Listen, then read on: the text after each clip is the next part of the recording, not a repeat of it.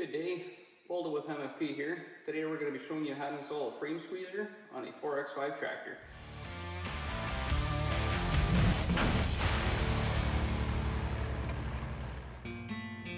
Alrighty, let's get started. As you can see, the purpose of a frame squeezer is to allow you to use the quick hitch without the removal of the mower deck.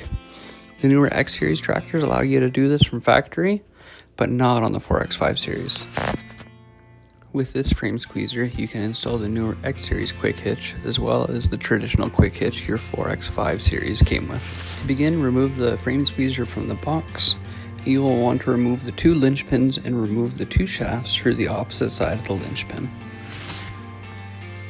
To install the bracket, you will want to line up the upper hole of the frame squeezer to the tractor. First, push the shaft through completely, then grab the second and push through the bottom hole. You may need to turn your tires one way or another to allow for enough clearance, then reinstall your linch pins. You're all set to install the quick hitch.